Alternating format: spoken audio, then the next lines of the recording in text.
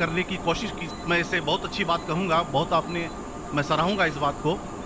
लेकिन मेरा एक सवाल है, ज़हनी सवाल है ये, कि हमारे, मैं जैन हूँ वैसे, broadly we are Hindu, so there is a question कि हम हिंदुओं में किसी को परेशान करना या किसी की हत्या करना मने गलत कहा गया है।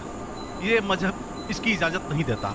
और जहाँ तक इस्लाम से मेरा ताल्लुक़ है और इस्लाम की मुझे जो तालीम है और जानकारी है, उसके अनुसार बेगुनाहों का कत्ल इस्लाम में भी वर्जित है। इस्लाम कहीं भी किसी भी सूरत में बेगुनाहों को कत्ल करने की इजाज़त नहीं देता।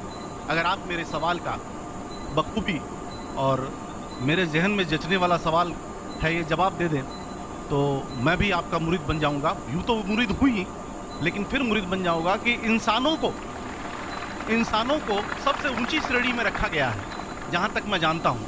और मैं जब करीब अपने कई मुसलमान इंटेलेक्चुअल्स दोस्तों से सवाल करता हूँ कि सब कुछ मिलता है, मगर आप बलि क्यों देते हैं, आप वध क्यों करते हैं, तो उन्होंने कहा कि ये चीज़ें मुसलमानों को इस्तेमाल के लिए दी गई है। मैं इस पर क्लियरिफिकेशन चाहूँगा डॉक्टर साहब का, आपका क्लियरिफिकेशन चाहूँगा, मैं इस सवाल का जवाब चाहूँगा आपसे।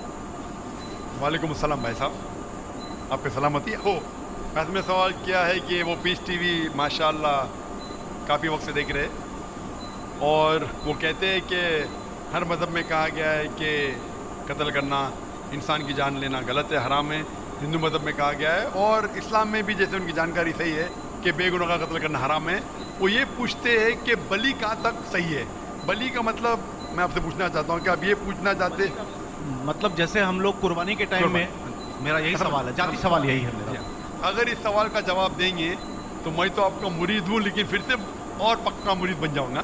भाई साहब ने कहा कि आप लोग कुर्बानी क्यों देते हैं, और ये कुर्बानी का जो सवाल है कि हम ईद उल ज़ुहा बकरी ईद में कुर्बानी क्यों देते हैं।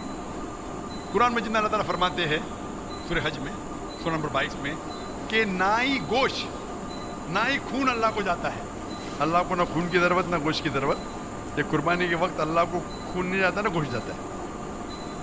लेकिन तकवा, आपकी पायटी, आपकी परहेजगारी अल्लाह को पसंद है।